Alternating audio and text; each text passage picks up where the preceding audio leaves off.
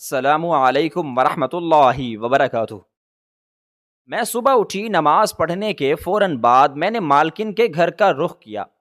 میں کوارٹر میں رہتی تھی، کوارٹر گھر کے دوسری طرف تھا۔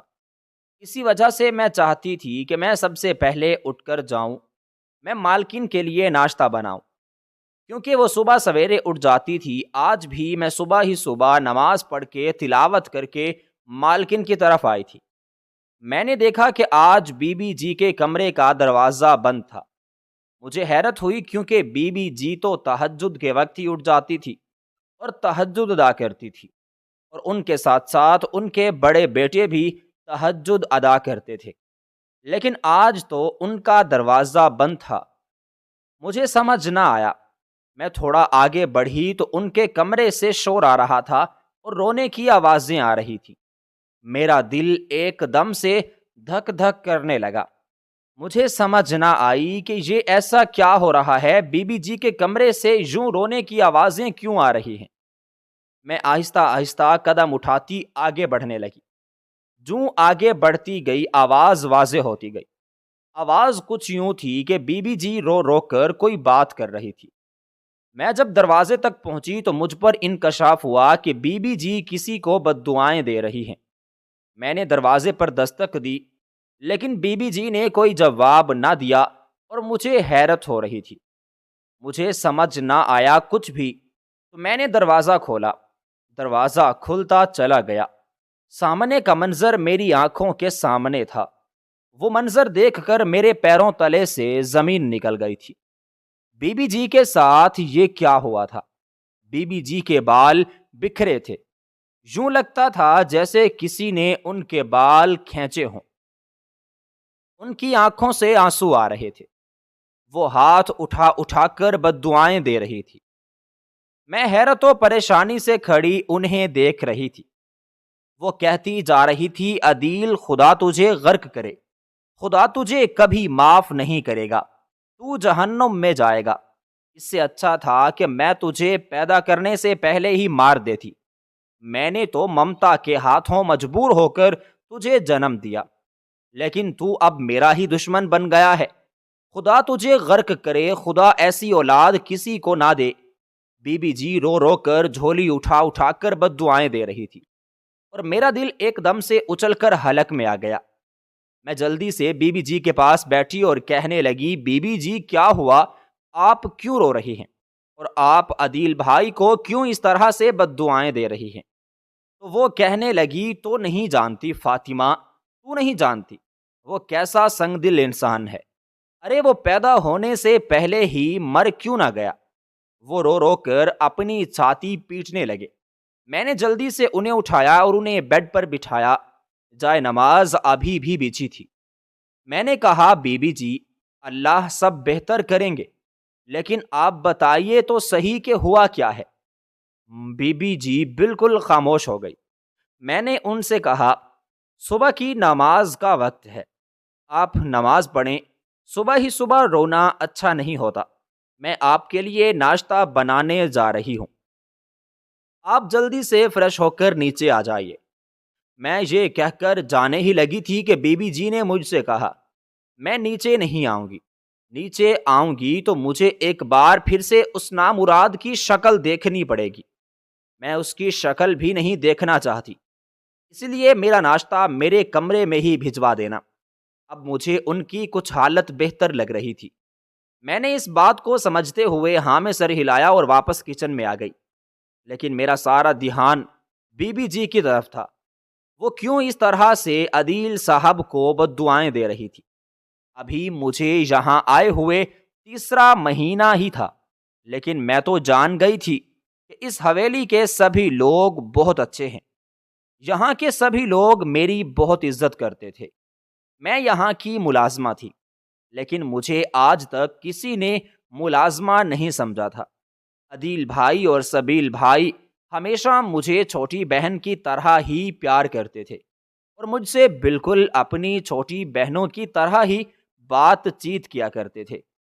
آج تک ان 3 مہینوں میں مجھے کبھی یہ احساس نہیں ہوا کہ میں اس گھر کی ملازمہ ہوں۔ بی بی جی تو مجھے بالکل اپنی بیٹیوں کی طرح ہی عزیز رکھتے تھی۔ اس گھر میں مجھے کسی چیز کی کوئی روک ٹوک نہیں تھی۔ بی بی جی مجھ سے ہر بات شیئر کیا کرتی تھی، لیکن آج جو کچھ میں نے دیکھا تھا وہ میرے حواس باختہ کرنے کے لیے کافی تھا۔ مجھے سمجھ نہیں آ رہی تھی کہ بی بی جی ایسا کیوں کہہ رہی تھی۔ وہ کیوں اپنے بیٹے کو بد دعائیں دیتی چلی جا رہی تھی، حالانکہ ان کا تو وہ بیٹا بھی بڑا نیک اور فرما بردار تھا، اور تو اور اکثر ان کے ساتھ آ کر ان کے کمرے میں تہجد بھی ادا کیا کرتا تھا۔ لیکن آج کیسا دن چڑھا تھا کہ وہ اپنے بیٹے کو بد دعائیں دیتی ہوئی اٹھ کھڑی ہوئی تھی۔ ہاں، یہ بات الگ تھی کہ جس دن بھی عدیل بھائی بی بی جی کے ساتھ تہجد ادا کرتے، اس دن بی بی جی کافی اداس ہوتی، کافی کھوئی کھوئی رہتی تھی۔ میں اکثر انہیں دیکھ کر پوچھتی تھی، لیکن وہ بات کو ٹال مٹول کر دیا کرتی تھی۔ لیکن آج وہ میرے سامنے منظر تھا، اس منظر کو میں بالکل نہیں بھلا پا رہی تھی۔ آخر ایسا کیا ہو گیا تھا کہ بی بی جی عدیل صاحب کو بد دعائیں دیتی چلی جا رہی تھی، اور وہ اب عدیل بھائی کی شکل تک نہیں دیکھنا چاہتی تھی۔ میں نے غائب دماغی سے سب کے لیے ناشتہ بنایا اور ڈائننگ ٹیبل پر سجا دیا، جبکہ بی بی جی کا کھانا میں ایک ٹرے میں لیے ان کے کمرے تک لے کے آ گئی۔ وہ کھوئی کھوئی سی بیٹھی تھی، یوں لگ رہا تھا جیسے صدیوں کی نکاہت ان کے چہرے پر آیا ہو۔ ان کے ہاتھ میں تصویر تھی، اور وہ اپنے بیڈ پر بیٹھی کمبل کو اپنے اوپر ڈالے خاموشی سے تسبیح کے دانے پلٹی جا رہی تھی۔ بی بی جی کی یہ حالت دیکھ کر میرا دل دھک دھک کرنے لگا تھا۔ میں نے کہا، بی بی جی آپ کا کھانا۔ بی بی نے کہا رکھ دو، اور پھر خاموش ہو گئی۔ میں بھی ان کے ساتھ ہی بیٹھ گئی۔ میرا معمول تھا کہ میں اکثر انہی کے ساتھ ہی ناشتہ کیا کرتی تھی۔ میں نے چائے کا کپ اٹھا کر ان کی طرف بڑھایا۔ انہوں نے کپ لینے کے لیے ہاتھ آگے بڑھایا تو ان کا ہاتھ کانپا اور کپ ان کے ہاتھ سے چھوٹنے لگا تھا کہ میں نے ایک بار پھر سے سنبھال لیا۔ بی بی جی جلدی سے اٹھ بیٹھی اور لمبے لمبے سانس لینے لگی۔ مجھے ان کی شکل دیکھ کر ان کی حرکتوں سے ان کی طبیعت ٹھیک نہیں لگ رہی تھی۔ میں نے جلدی سے ان کو سنبھالا۔ جب میں نے ان کے ماتھے پر ہاتھ لگایا تو مجھے پتا چلا کہ وہ بخار سے تپ رہی تھی۔ اب تو ان کو سانس لینے میں بھی دشواری پیدا ہو رہی تھی۔ میں نے انہیں جلدی سے بیڈ سے ٹیک لگوائی اور ناشتہ سائیڈ ٹیبل پر رکھتی ہوئی باہر کی طرف بھاگی۔ عدیل بھائی ناشتہ کر کے جا چکے تھے، لیکن سبیل بھائی ابھی بھی گھر پر موجود تھے۔ میں نے انہیں آواز دی اور کہا، بی بی جی کی حالت بہت خراب ہے، آپ جلدی سے آ جائیے۔ بھائی میرے پیچھے بھاگتے ہوئے کمرے تک پہنچے۔ بی بی جی کی حالت بہت خراب تھی۔ انہوں نے جلدی سے ڈاکٹر کو بلایا۔ ڈاکٹر نے ان کا چیک اپ کیا اور دوائی لے کر دے دی، کچھ انجیکشن بھی لگوائے۔ ان کا کہنا تھا کہ ان کا بلڈ پریشر بھی بڑھ چکا ہے، بخار بھی بہت تیز ہے، اور ان کی شوگر بھی بڑھ چکی ہے۔ ان کا خیال رکھنے کے لیے کوئی ہمہ وقت ان کے پاس رہنی ضروری ہے۔ آپ کوشش کریں کہ انہیں بالکل بھی اکیلا نہ چھوڑیں۔ ہو سکتا ہے کہ شوگر ہائی ہو جائے یا بلڈ پریشر ہائی ہو جائے اور ان کی حالت مزید خراب ہو جائے۔ سبیل بھائی نے ڈاکٹر صاحب کو واپس ان کے گھر چھوڑا اور دوائی لا کر مجھے دے دی، اور مجھ سے کہا کہ تم امی کے ساتھ ہی رہو، جب تک امی ٹھیک نہیں ہو جاتی تب تک تم امی کے ساتھ ہی سونا اور یہیں پر رہنا۔ میں نے ہاں میں سر ہلایا اور بی بی جی کی خاطر مدارت کرنے لگی۔ ان کی طبیعت بہت خراب تھی اور وہ بہت خاموش تھی۔ ڈاکٹر نے جیسے ہی انہیں انجیکشن دیا، وہ جلدی سے نیند کی آغوش میں چلی گئی، اور میں ایک بار پھر سے صبح ہونے والے واقعے کے بارے میں سوچنے لگی۔ میرا دماغ سن ہو چکا تھا، اور سوچ سوچ کر میرے دماغ کی نسیں پھٹنے کو آ گئی تھیں۔ آخر ایسا کیا ہو گیا تھا؟ عدیل بھائی نے ایسا کیا کیا تھا کہ بی بی جی اس حالت میں پہنچ گئی تھی؟ انہیں اتنا صدمہ لگا تھا کہ وہ اتنی بیمار ہو گئی تھی۔ جب شام کے وقت عدیل صاحب واپس آئے اور انہیں پتا چلا کہ بی بی جی کی طبیعت خراب ہے، وہ ان کا حال پوچھنے آئے تھے، لیکن اس وقت بی بی جی سو رہی تھی، اس لیے وہ بنا کچھ کہے ہی واپس چلے گئے۔ انہیں پتہ نہیں تھا کہ میں ان کے کمرے میں ان کے ساتھ موجود ہوں۔ خیر، یوں ہی یہ دن بھی گزر گیا اور بی بی جی کو بھی ہوش نہ آیا۔ بس تھوڑا سا ہوش آتا، میں انہیں پانی یا جوس وغیرہ پیش کرتی، پھر کچھ لمحوں کے لیے وہ جاگتی رہتی اور ایک بار پھر سے نیند کی آغوش میں چلی جاتی۔ بخار بھی بہت تیز ہو رہا تھا۔ میں انہی کے ساتھ رک گئی تھی۔ جو ہی رات کے سائے گہرے ہونے لگے، میرا دل دھک دھک کرنے لگا۔ اچانک میرے دماغ نے ایک منصوبہ بنایا کہ کیوں نہ آج میں بھی دیکھ لوں کہ عدیل صاحب بی بی جی کے ساتھ کیا کرتے ہیں، کیوں بی بی جی انہیں بد دعائیں دے رہی تھی، کل آخر کیا ہوا تھا۔ اس چیز کو جاننے کے لیے میں بڑی بے تاب تھی۔ ساری رات جاگ کر میں نے گزار دی۔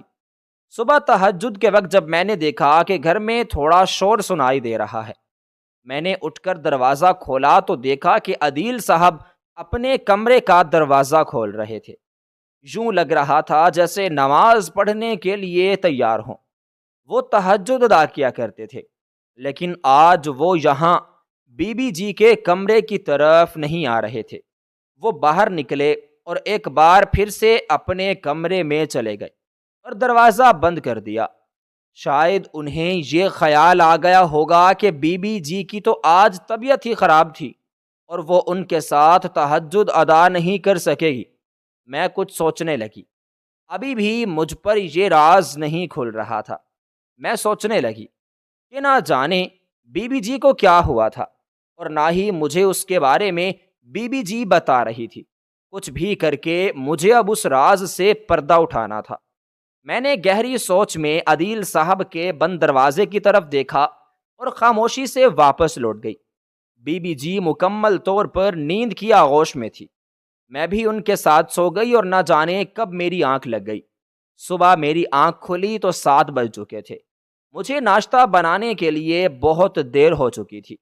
میں ایک بار پھر سے اپنے روٹین کے کاموں میں آ گئی تھی، لیکن میں نے سوچ لیا تھا کہ آج نہیں تو کل میں اس راز سے پردہ اٹھا کر ہی رہوں گی۔ آج بی بی جی کی طبیعت کچھ بہتر تھی اور میرا دل کچھ مطمئن سا ہو گیا تھا۔ میرا نام اریبہ ہے، پیار سے سب مجھے رابی کہتے ہیں۔ میں ایک بے سہارا لڑکی تھی۔ میں مڈل کلاس گھرانے سے تعلق رکھتی تھی۔ پہلے تو میری زندگی بہت اچھی گزر رہی تھی، لیکن پھر میری زندگی میں ایک ایسا موڑ آیا جس نے میری زندگی کو الٹ کر کے ہی رکھ دیا تھا۔ میری زندگی ایک ایسے حادثے کا شکار ہوئی کہ اس کے بعد میں بالکل اکیلی پڑ گئی تھی۔ پڑوس کی آنٹی سے میں نے کہا مجھے کوئی اچھا سا گھر بتا دیں، وہاں میرے کام کرنے کا بندوبست کروا دیں، میں اپنا سارا کام کر لیتی ہوں۔ امی کے ہوتے ہوئے بھی سارا کام میں کرتی تھی۔ امی مجھے سارے کام سکھا گئی ہیں۔ اس نے میری بات پر سر جھکا لیا اور کچھ روز بعد مجھے عدیل بھائی کے گھر لے گئی۔ عدیل بھائی کے گھر میں عدیل بھائی، سبیل بھائی اور ان کی امی یعنی بی بی جان رہتی تھی۔ آنٹی نے میرے مطابق ہی گھر ڈھونڈا تھا۔ یہ لوگ بہت اچھے تھے۔ بی بی جی تھوڑی بوڑھی ہو گئی تھی اور ان کے جوڑوں میں درد رہنے لگا تھا، اسی وجہ سے وہ کھڑے ہو کر کچن میں کام نہیں کر سکتی تھی اور نہ ہی گھر کی صفائی کر سکتی تھی۔ پہلے پہل تو وہ خود گھر کا کام کرتی تھی، لیکن اب جب سے ان کے جوڑوں میں درد شروع ہوا تھا، انہوں نے کوئی نوکرانی رکھنے کا فیصلہ کیا تھا اور آنٹی نے ان سے بات کر کے مجھے ان کے گھر رکھوا دیا تھا۔ اب یوں میرے رہنے کا بندوبست بھی ہو گیا تھا۔ ہر مہینے مجھے میرے اسکول کی فیس بھی آسانی سے مل جاتی تھی اور اس گھر میں میں بڑی آسانی سے رہ بھی رہی تھی۔ ان سب لوگوں نے مجھے بالکل بھی پرایا نہ سمجھا تھا۔ صبح ہی صبح میرا یہ معمول ہوتا تھا کہ میں اپنے کوارٹر سے اٹھ کر آتی تھی۔ پہلے بی بی جان کے لیے کھانا بناتی، ناشتہ ان کو ان کے کمرے میں دیتی، یا کبھی کبھار وہ بھی باہر آ جاتی تھی۔ اور پھر سب کے لیے ناشتہ بنا دیا۔ پھر گھر کی صفائی وغیرہ کر کے کھانا بنا کے میں اسکول کی تیاری کر کے اسکول چلی جاتی۔ لیکن ان دنوں میرے اسکول کی چھٹیاں تھیں، تو اس لیے میں بس گھر میں ہی رہتی تھی۔ رات کو جا کر اپنے کوارٹر میں سو جاتی اور صبح ہی صبح اٹھ کر حویلی آ جاتی اور سب سے پہلے میں بی بی جی کو ناشتہ بنا کر دیتی۔ لیکن آج جو میں نے دیکھا تھا، اس کے بعد سے میرا دماغ بالکل صحیح صحیح کر رہا تھا۔ اس بات کو آج دوسرا دن تھا۔ آج بی بی جی کی طبیعت کچھ بہتر تھی، لیکن پھر بھی میرے دماغ میں یہی وسوسے چل رہے تھے کہ نہ جانے عدیل بھائی سے ایسے کیا بات ہو گئی تھی، ایسا کون سا گناہ ان سے سرزد ہو گیا تھا کہ بی بی جی انہیں یوں جھولیاں اٹھا اٹھا کر دعائیں بد دعائیں دے رہی تھی۔ آخر کیا ہو رہا تھا، مجھے کچھ سمجھ میں نہیں آ رہا تھا۔ کل رات بھی جب میں یہ دیکھنا چاہ رہی تھی کہ انہوں نے ایسا کون سا کام کیا تھا، تو وہ بی بی جی کے کمرے کی طرف آئے ہی نہیں تھے۔ وہ اپنے کمرے میں ہی تہجد پڑھنے لگے تھے، اور میں نے ارادہ کر لیا تھا کہ اب میں لازمی طور پر اس راز سے پردہ اٹھا کر ہی رہوں گی، ورنہ بی بی جی خود تو مجھے بتائے گی نہیں، اور عدیل بھائی سے میں خود پوچھنے سے رہی۔ بی بی جی کا ناشتہ ایک ٹرے میں رکھے کمرے تک چلی گئی۔ بی بی جی کی طبیعت کچھ بہتر تھی، وہ اٹھ کر واش روم تک گئی تھی۔ میں نے جلدی سے ٹرے ایک سائڈ پر رکھی اور اندر کی بکھری ہوئی تمام چیزیں سیٹ کرنے لگی۔ سب سے پہلے میں نے بیٹھ کے صفائی کرنا شروع کر دی۔ جب تک بی بی جی واش روم سے فریش ہو کر آ گئی، تب تک میں نے سارا کمرہ صاف کیا۔ بی بی جی کی آنکھوں کے نیچے ہلکے تھے اور وہ پہلے سے کافی کمزور لگ رہی تھی، لیکن یہ تھا کہ اب وہ پہلے والی حالت میں نہیں رہی تھی، کچھ بہتر ہو گئی تھی۔ وہ ناشتہ کرنے کے لیے بیٹھی تو میں نے جلدی سے ان کے سامنے ناشتہ رکھتے ہوئے خود ہی نوالے بنانا شروع کر دیے تھے۔ میں جانتی تھی کہ وہ اس حالت میں نہیں ہے کہ خود وہ اتنا ناشتہ کر سکے۔ ان کے ہاتھ کانپ رہے تھے، کمزوری بہت زیادہ ہو رہی تھی، اسی لیے میں نے احتیاط سے ان کے سب کام کر رہی تھی۔ کچھ دیر گزری تو وہ خاموشی سے ناشتہ کرنے لگی، اور میں بھی خاموشی سے وہیں بیٹھی ان کے چہرے کو تکنے لگی۔ ان کے چہرے پر غم کے تاثرات تھے، ان کی آنکھوں سے کوئی سوچ واضح ہوتی تھی۔ ان کی آنکھوں کے نیچے ہلکے یہ بتا رہے تھے کہ وہ کافی دیر سوچتی رہی ہیں۔ میرا دل ایک دم سے دھک دھک کرنے لگا۔ ایک بار پھر سے کئی سوچوں نے میرے دماغ کو منتشر کر دیا۔ میں بار بار یہی سوچنے لگی کہ میں بی بی جی سے اس بارے میں پوچھوں یا نہ پوچھوں۔ کچھ دیر یوں ہی سوچنے کے بعد پھر اپنی عادت سے مجبور ہو کر میں نے اپنا منہ کھول ہی لیا اور پوچھنے لگی، بی بی جی آپ کی طبیعت اب کیسی ہے؟ بی بی جی نے ہاں میں سر ہلایا اور کہا بہتر ہوں۔ ان کا مختصر سا جواب پا کر میں لمحے کے لیے خاموش ہو گئی تھی، لیکن ایک بار پھر سے میں نے ہمت کی اور کہا، بی بی جی آپ سے ایک بات پوچھوں، آپ مجھے سچ سچ بتائیں گی؟ بی بی جی نے کہا پوچھو۔ پھر وہی مختصر سا جواب تھا۔ پھر کچھ دیر ان کے مختصر سے جواب نے مجھے خاموش کر دیا۔ بی بی جی بات نہیں کرنا چاہ رہی تھی، یا ان سے بات ہو نہیں رہی تھی، میں سمجھ نہیں پا رہی تھی۔ خیر، مجھے جس بات نے بہت تنگ کر رکھا تھا، میں نے ایک بار پھر سے وہی چیز اپنی زبان پر لائی۔ میں نے کہا، بی بی جی آخر ایسا کیا ہو گیا ہے کہ آپ اتنی بیمار پڑ گئی ہیں؟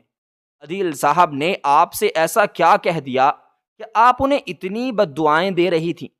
میں نے دیکھا ہے کہ جب جب وہ آپ کے ساتھ تہجد کی نماز ادا کرتے ہیں، آپ بہت اداس ہوتی ہیں، لیکن پھر اس کے بعد جو کچھ کل ہوا اور پھر کل کے بعد اب تک جو کچھ میں دیکھ رہی ہوں، مجھے سمجھ میں نہیں آ رہا کہ ایسی کون سی بات ہو گئی ہے۔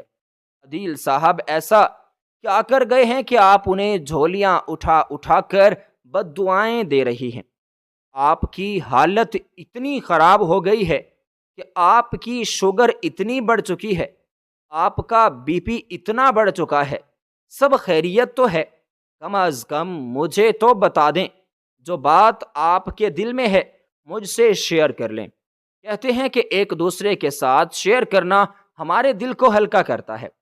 آپ اپنا دل ہلکا کر لیں، آپ کے دل پر بہت بوجھ ہوگا، آپ کا دماغ بھی اتنا بوجھ برداشت نہیں کر سکتا ہوگا۔ آپ مجھے بتا سکتی ہیں، میں نے ایک ہی سانس میں یہ باتیں کہہ دی تھیں، بنا بی بی جی کی طرف دیکھے میں بس نیچے دیکھے جا رہی تھی، جہاں ان کا ہاتھ نہ والوں کی طرف جاتا تھا اور پھر منہ کی طرف جاتا تھا، لیکن میں ان کے ٹرے کی طرف آتے ہوئے بس وہی ہاتھ دیکھتی جا رہی تھی۔ وہ کچھ سوچتے ہوئے بولی، بیٹا، سب سے بڑا غم اولاد کا ہوتا ہے۔ تم جانتی ہو ایک ماں جب اپنے بچے کو پیدا کرتی ہے تو وہ 9 ماہ اپنے اندر رکھتی ہے۔ ان 9 مہینوں میں وہ کتنی تکلیفیں دیکھتی ہے، وہ کتنا درد محسوس کرتی ہے، اسے اپنے جسم میں پالتی ہے۔ پھر 9 ماہ بعد اتنے درد اور اتنی تکلیفوں کے بعد جب بچہ اس دنیا میں آتا ہے تو ماں کو اس سے قدرتی طور پر بہت پیار ہوتا ہے۔ وہ ماں کے دل کا ٹکڑا ہوتا ہے۔ اس کے لیے ماں نے پہلے دن سے لے کر اس کے پیدا کرنے تک کتنی تکلیفیں سہی ہوتی ہیں، وہ صرف ماں ہی جانتی ہے۔ اور پھر بچہ پیدا ہونے کے 40 روز بعد تک بھی کہتے ہیں کہ قبر اپنا منہ کھولے رکھتی ہے اس عورت کے لیے جس نے بچہ پیدا کیا ہوتا ہے۔ اور پھر وہ اتنی تکلیفوں اذیتوں کے بعد اپنے جسم سے ایک اور جسم کو جنم دیتی ہے، اور پھر وہ بچہ اپنی ماں کا بھی جیون بن جاتا ہے۔ ماں کو سب سے زیادہ پیار اسی بچے سے ہوتا ہے، کیونکہ اس نے اپنے جسم سے خون دیکھ کر اسے پیدا کیا ہوتا ہے۔ پھر یہ کیسے ہو سکتا ہے کہ ماں اپنے بچے سے اتنی نفرت کرنے لگ جائے کہ اسے جھولیاں اٹھا اٹھا کر بد دعائیں دے؟ تمہیں کیا لگتا ہے کہ میں دل سے بد دعائیں دیتی ہوں اسے؟ ارے وہ تو میرا پہلا بیٹا ہے، وہ تو میرے جگر کا ٹکڑا ہے، میری آنکھ کا تارا ہے، میں اسے کیسے ایسے بد دعائیں دے سکتی ہوں؟ لیکن جب برداشت کی حد ختم ہوتی ہے نا بیٹا، تو پھر مائیں بھی بے صبری ہو جاتی ہیں، پھر ان کی زبان بھی پھسلی چلی جاتی ہے۔ میری زبان بھی پھسل گئی۔ اب مجھ سے یہ مت پوچھنا کہ ہوا کیا تھا، میں تمہیں خود بتا دیتی ہوں، بس زیادہ نہیں بتاؤں گی۔ مجھے تکلیف ہوتی ہے جب وہی اولاد بڑی ہو جاتی ہے اور ماں باپ کی نافرمان ہوتی ہے، جب وہ بنا کسی قصور کے ماں باپ کو قصوروار ٹھہراتی ہے نا، تو پھر ماں باپ کو جو تکلیف ہوتی ہے نا، وہ کوئی برداشت نہیں کر سکتا، وہ کوئی سمجھ ہی نہیں سکتا۔ میں تو ماں ہوں بیٹا، میں برداشت کر لیتی ہوں۔ اگر میری جگہ اس کا باپ ہوتا تو نہ جانے آج تک کیا طوفان اٹھ کھڑے ہوئے ہوتے۔ ان کی آنکھوں سے ایک بار پھر سے آنسو بہنے لگے تھے۔ انہیں جو 3-4 نوالے کھائے تھے بس وہی کافی ہوئے تھے۔ اس کے بعد انہوں نے کھانے سے ہاتھ کھینچ لیا تھا، انہوں نے دودھ بھی نہ پیا تھا۔ ان کی بات سن کر میری بھی آنکھوں سے آنسو آ گئے تھے، لیکن پھر بھی میرا تجسس بڑھتا جا رہا تھا۔ نہ جانے بی بی جی مجھے کیا سمجھانا چاہ رہی تھی، وہ کیا کہنا چاہ رہی تھی، مجھے کچھ سمجھ نہیں آ رہا تھا۔ عدیل صاحب نے ایسی کون سی نافرمانی کی تھی کہ بی بی جی اتنی ان سے بد دل ہو گئی تھی؟ میرا دماغ بالکل سن ہوتا جا رہا تھا۔ میں نے کہا، بی بی جی کھانا تو کھا لیجئے، کھانا ٹھنڈا ہو رہا ہے۔ بی بی جی نے کہا، میرا دل بھر چکا ہے، شاید آنسو ہیں جو میرے اندر تک بھرے جا چکے ہیں، مزید کچھ کھانے کے لیے میرا دل ہی نہیں کرتا۔ میری اتنی حالت خراب تھی کہ وہ مجھے پوچھنے تک نہیں آیا۔ میں نے کہا، بی بی جی وہ آئے تھے، آپ کی طبیعت خراب تھی، آپ سو رہی تھی۔ لیکن بی بی جی نے سر جھٹک دیا اور کہنے لگی، مجھے دلاسے مت دو، میں جانتی ہوں میرا وہ بیٹا مجھ سے بہت بدظن ہو چکا ہے، اسے اب میرے علاوہ سب کچھ دکھائی دیتا ہے۔ انہوں نے اپنا منہ اپنی چادر میں چھپا لیا اور پھوٹ پھوٹ کر رونے لگی۔ ان کی حالت دیکھ کر مجھے بھی رونا آ رہا تھا۔ میں ایک جھٹکے سے اٹھی اور ان کے پاس چلی گئی، ان کا سر اپنے سینے سے لگا لیا اور نہ جانے کتنی دیر میں روتی رہی۔ ان کو روتا دیکھ کر مجھے بھی میرے سارے غم یاد آنے لگے تھے۔ میری آنکھوں کے سامنے میرے ماں باپ کا چلے جانا اور پھر میرے اپنے تمام کا مجھ سے منہ موڑ لینا، مجھے سب کچھ یاد آ رہا تھا۔ مجھے بھی تکلیف اب اپنے دل میں محسوس ہو رہی تھی۔ مجھے لگ رہا تھا بی بی جی بھی اب اسی سے دور گزر رہی ہیں جس دور سے میں گزر چکی تھی، لیکن اس وقت انہوں نے میرا ساتھ دیا تھا اور اب میرا حق بنتا تھا کہ میں ان کا ساتھ دوں۔ میں نے سوچ لیا تھا کہ اب میں عدیل بھائی سے بات کروں گی، اس راز سے پردہ اٹھا کر رہوں گی اور پتہ کروں گی کہ آخر عدیل بھائی نے ایسی کون سی نافرمانی کر دی ہے جس نے بی بی جی کو اتنا توڑ کر رکھ دیا ہے۔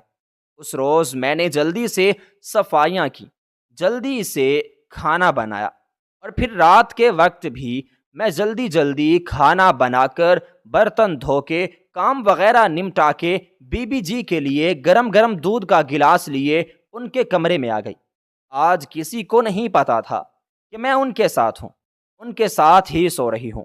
آج بھی ساری رات مجھے نیند نہ آئی تھی۔ ہاں، میں نے سونے سے پہلے عشاء کی نماز بھی ادا کی تھی۔ نیند پھر بھی میری آنکھوں سے کوسوں دور تھی۔ میں نے اپنی کتاب اٹھائی اور پڑھنے بیٹھ گئی۔ چھٹیوں کے بعد میرے پیپر شروع ہونے والے تھے اور مجھے اپنے ایگزامز کی بھی بہت پریشانی تھی۔ اسی وجہ سے میں نے اپنی تمام پریشانیوں کو سائڈ پر رکھتے ہوئے اپنی کتاب اٹھا لی۔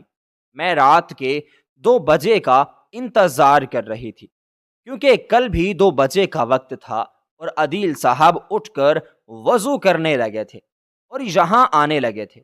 آج مجھے یقین تھا کہ وہ یہاں نہیں آئیں گی، تو میں بھی بی بی جی کی طرف خود ہی چادر اوڑھ کر ان کے کمرے کی طرف چلی گئی۔ میں نے سوچا تھا کہ میں جاؤں گی اور ان سے جا کر بات چیت کروں گی کہ آخر وہ ایسا کیا کرتے ہیں، انہوں نے ایسی کیا بات کر دی ہے کہ بی بی جی کی اتنی حالت خراب ہو گئی ہے۔ میں اپنی کتابیں اٹھائے پڑھنے میں غرق تھی۔ میں اس ساری رات میں نے اپنی ایک کتاب مکمل طور پر زبانی یاد کر لی تھی۔ میں بہت خوش ہوئی تھی جب میں نے ٹائم دیکھا تو ابھی بھی 12 بج رہے تھے۔ آج وقت اتنا آہستہ کیوں چل رہا تھا مجھے سمجھ نہیں آ رہی تھی۔ ایک ایک لمحہ جیسے مجھ پر کئی صدیاں بن کر بیت رہا تھا۔ میرا دماغ منتشر ہونے لگا، کتاب سے میرا دماغ ہٹا۔ ایک بار پھر سے بی بی جی اور عدیل صاحب کی طرف ہی میرا دماغ جانے لگا تھا۔ کیا تھا ان دونوں کے درمیان کا راز؟ آخر کیا تھا؟ ہاں، میں نے آج صبح سبیل بھائی سے پوچھا تھا، لیکن سبیل بھائی کہنے لگے تھے کہ نہیں، عدیل تو اتنا اچھا ہے، وہ تو 5 وقت کا نمازی ہے، اس کے بعد وہ تہجد بھی ادا کرتا ہے۔ حالانکہ مجھ سے تو 1-2 نماز کے علاوہ اور کوئی نماز پڑھی ہی نہیں جاتی۔ تہجد تو بہت دور کی بات ہے۔ ابھی کون اٹھے اور کون رات کے وقت اپنا بستر چھوڑے اور جا کر تہجد ادا کرے؟ یہ تو کسی بہت ہی نیک آدمی کا کام ہے۔ جی، عدیل اور امی جیسے لوگوں کا کام ہے، میرے جیسے اور تمہارے جیسے بندوں کے بس کا کام نہیں ہے۔ یہ سبیل بھائی نے مسکرا کر کہا تھا۔ میں نے بھی مسکرا کر سر ہاں میں ہلا دیا تھا۔ سبیل بھائی کا کہنا تھا کہ عدیل ایسا کچھ نہیں کر سکتا۔ اماں کی عمر گزرتی جا رہی ہے اور گزرتی عمر کے ساتھ انسان کا دماغ تھوڑا خراب ہو ہی جاتا ہے۔ ہو سکتا ہے کہ امی کے ساتھ بھی ایسا ہی ہوا ہو، اور جب کہتے ہیں کہ بیوی بہت زیادہ شوٹ کر جائے تو پھر تب بھی انسان کا دماغ مفلوج ہونے لگتا ہے۔ ہو سکتا ہے کہ امی کا دماغ ویسے ہی کام کرنا بند کر گیا ہو اور وہ بنا سوچے سمجھے ایسی باتیں کر رہی تھی۔ انہوں نے یہ بات کہہ کر بس ٹال مٹول کر دی تھی اور اپنے کام کی طرف چلے گئے تھے، لیکن میرا دماغ ابھی بھی منتشر تھا اور اب رات تک مجھے سبیل بھائی کی باتیں بھی یاد آ رہی تھیں۔ میں نے ایک دم سے سوچا کہ ہو سکتا ہے کہ سبیل بھائی ٹھیک کہہ رہے ہوں، عدیل بھائی نے ایسا کچھ نہ کیا ہو اور بی بی صاحبہ کی گزرتی عمر کے ساتھ ان کا دماغ بھی تھوڑا سٹیا گیا ہو، تھوڑا ان کے دماغ کا مسئلہ ہو۔ لیکن مجھے پھر بھی یہ سب کچھ جاننا تھا۔ عدیل بھائی سے ایک بار مجھے بات کرنی ہی تھی۔ 12 بجے کے بعد میں نے ذرا سونے کے لیے اپنی آنکھیں بند کیں تو جب میری آنکھ کھلی تو فکس 2 بج رہے تھے۔ مجھے تو یوں لگا جیسے میں نے آنکھیں جھپکی ہوں اور اتنی جلدی 2 گھنٹے گزر گئے تھے، مجھے پتہ بھی نہ چلا تھا۔ خیر میں جلدی سے اٹھی اور میں نے دیکھا کہ عدیل بھائی کے کمرے کی لائٹ جل رہی ہے۔ یقیناً وہ تہجد پڑھنے کے لیے اٹھے ہوئے ہوں گے اور بی بی جی کی طبیعت کا سوچتے ہوئے وہ یہاں نہیں آئے ہوں گے۔ میں نے بی بی جی کی چادر لی اور واش روم کی طرف بڑھ گئی۔ میں نے وضو کیا اور جلدی سے دروازہ کھول کر چادر اس طرح اپنے اوپر لپیٹی کہ میرا چہرہ دکھائی ہی نہیں دے رہا تھا۔ میں نے چال میں کچھ تبدیلی کی اور آہستہ آہستہ سیڑھیاں اترتے ہوئے میں نیچے عدیل صاحب کے کمرے تک آئی۔ میں نے جیسے ہی ہینڈل پر ہاتھ رکھا دروازہ کھلتا گیا۔ وہ سامنے ہی جائے نماز پر بیٹھے سومو صلات میں مشغول تھے۔ میں نے جلدی سے سائڈ پر پڑی ہوئی جائے نماز دیکھی تو وہ بھی بچھا دی اور اس پر میں آرام سے کھڑی ہو گئی۔ میں نے 2 نفل تہجد کی نیت کے باندھے اور جلدی سے پڑھنے لگی۔ ابھی میں نے سلام نہ پھیرا تھا کہ مجھے لگا کسی نے میرے بالوں میں ہاتھ ڈالا ہے اور کسی نے میرے بالوں کو کھینچنے کی کوشش کی ہے۔ میں نے جو ہی سلام پھیرا تو دیکھا کہ عدیل صاحب نے میرے بالوں کو پکڑا ہوا ہے اور میرے سلام پھیرنے کے انتظار میں تھے۔ انہوں نے ایک دم سے کھینچنے لگے، کہنے لگے امی تم مجھے کہتی ہو کہ تم میری ماں ہو، تم میری ماں نہیں ہو، میں تمہیں ماں مانتا ہی نہیں ہوں، میں تو اس گھر کا بیٹا بھی نہیں ہوں، میں تو صرف ایک محرم ہوں۔ مجھے سمجھ نہ آئی عدیل بھائی کیا کہہ رہے تھے۔ انہوں نے زور سے میرے بالوں کی چٹیاں کھینچی تو ایک دم سے میرے چہرے سے چادر ڈھلکتی ہوئی پیچھے کی طرف گر گئی جہاں عدیل بھائی نے میرے بال پکڑے ہوئے تھے۔ انہوں نے جیسے ہی میرا چہرہ دیکھا تو کوئی انجانا چہرہ دیکھ کر جیسے ایک لمحے کے لیے دنگ رہ گئے تھے۔ ان کے ہاتھ کی گرفت میرے بالوں پر تھوڑی ڈھیلی ہوئی تھی تو میں نے جلدی سے اپنے آپ کو چھڑوایا اور سائیڈ پر ہٹیں اور یوں لگ رہا تھا جیسے وہ کچھ سوچ رہے ہوں اور کچھ سمجھنے کی کوشش کر رہے ہوں۔ پھر کچھ لمحہ بات کہنے لگے، تم کون ہو؟ وہ ایک دم کڑک کر بولے تو میرا دل اچل کر حلق میں آ گیا۔ میں پھٹی پھٹی آنکھوں سے انہیں دیکھنے لگی۔ وہ کہنے لگے، میں نے پوچھا تم کون ہو؟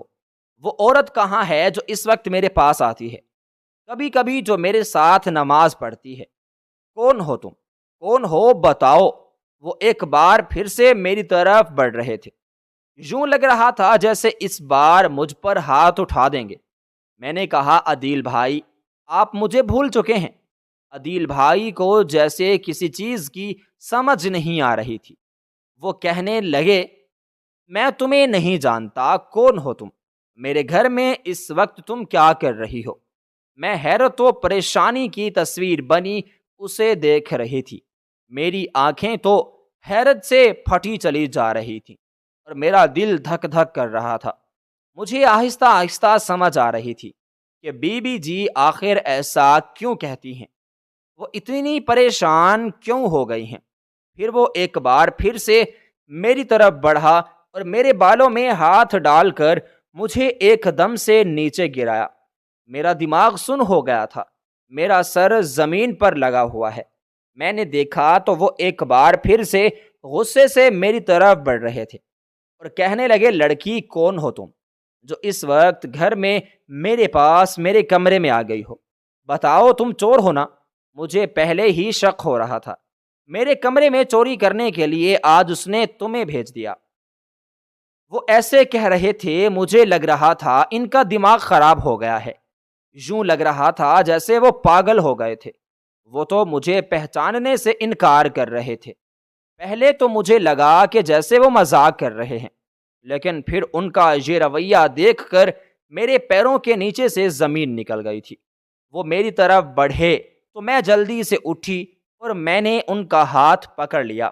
اور زور لگا کر میں نے ان سے کہا، عدیل بھائی، مجھے پہچاننے کی کوشش کریں، میں رابی ہوں، آپ کی بہن، اس گھر میں کام کرنے والی۔ آپ یاد کریں، آپ مجھے کہتے ہیں کہ میری کوئی بہن نہیں، اگر ہوتی تو تمہارے جیسی ہوتی۔ اب مجھے اپنی بہنوں کی طرح سمجھتے ہیں آپ، مجھے پہچاننے کی کوشش کریں۔ میں نے خود پر قابو پاتے ہوئے کہا تو وہ کہنے لگے، میں کسی بہن کو نہیں جانتا، میری کوئی بہن نہیں ہے اس دنیا میں، میرا کوئی نہیں ہے اس گھر میں، سب لوگ میرے دشمن ہیں۔ میں سائیکالوجسٹ کی اسٹوڈنٹ تھی۔ مجھے آہستہ آہستہ ان کی یہ حالت سمجھ میں آنے لگی تھی۔ مجھے لگنے لگا وہ دوہری شخصیت کے مالک ہیں۔ کچھ دیر وہ یوں ہی بیٹھے رہے، میں ان کے ساتھ باتیں کرتی رہی اور انہیں یقین دلانے کی کوشش کرتی رہی، لیکن ان کا غصہ عروج پر پہنچا ہوا تھا۔ تقریباً ایک آدھے گھنٹے کے بعد وہ بے ہوش ہو گئی۔ پہلے تو کافی دیر وہ یوں ہی ادھر ادھر ٹہلتے رہے۔ میں ان سے بات کرتی رہی، ان کو سمجھانے کی کوشش کرتی رہی۔ ان کا غصہ تو کچھ کم ہو گیا تھا، لیکن وہ سوچتے ہوئے ادھر ادھر ٹہلتے رہے تھے۔ پھر آرام سے میں نے انہیں بیڈ پر بٹھایا تو وہ بے ہوش ہو گئے۔ میں جلدی سے بھاگی اور سبیل بھائی کے دروازے پر دستک دینے لگی۔ سبیل بھائی نے کافی دیر بعد دروازہ کھولا تو میں نے دیکھا کہ ان کی آنکھوں میں ابھی بھی نیند کا خمار تھا۔ میں نے انہیں کہا، بھائی عدیل، بھائی کی طبیعت بہت خراب ہے، آپ کو پتہ ہے انہیں کون سی بیماری ہے؟ میں سائیکالوجی کی اسٹوڈنٹ ہوں، اور جہاں تک میں نے پڑھا ہے ان کی علامات دوہری شخصیت والے انسان کی طرح ہیں۔ آپ پلیز میرے ساتھ آئیے، پلیز آپ ان کے کمرے میں آئیے۔ وہ بھی بنا چپل پہنے بھاگتے ہوئے عدیل بھائی کے کمرے میں میرے ساتھ آئے تھے۔ وہ بھی جلدی سے ان کے ہاتھ ملنے لگے اور انہیں اٹھانے لگے، لیکن عدیل بھائی کو ہوش نہیں آ رہا تھا۔ انہوں نے مجھ سے کہا کہ جلدی سے پانی گلاس میں ڈال کر دو، تو میں نے سائڈ ٹیبل پر پڑے ہوئے گلاس میں جگ سے پانی ڈالا اور سبیل بھائی کی طرف بڑھایا۔ سبیل بھائی نے پانی کا چھڑکا عدیل کے چہرے پر کیا تو انہوں نے آہستگی سے آنکھیں کھولیں اور اٹھ بیٹھے۔ پھر وہ آہستہ آہستہ کمرے میں دیکھنے لگے، یوں جیسے ہر بات کو سمجھنے کی کوشش کر رہے ہوں۔ پھر ناسمجھی کی حالت میں میری طرف دیکھتے ہوئے کہنے لگے تھے، تم اس وقت میرے کمرے میں کیا کر رہی ہو؟ اور سبیل، تم وہ ناسمجھی کی حالت میں کہہ رہے تھے۔ مطلب انہیں بیتی ہوئی باتوں کا کوئی علم نہیں تھا۔ ایک دم سے میرا شک میرے یقین میں بدل گیا تھا۔ وہ یقیناً سائیکو ہو چکے تھے، یا تو وہ دوہری شخصیت کے مالک تھے، یا پھر وہ آہستہ آہستہ دماغی طور پر مفلوج ہو رہے تھے۔ مجھے سمجھ آ گئی تھی۔ سبیل بھائی کو وہ ان کے پاس چھوڑتے ہوئے میں بی بی جی کے کمرے میں آئی۔ بی بی جی اس وقت اٹھ چکی تھی اور شاید وہ وضو کرنے گئی ہوئی تھی۔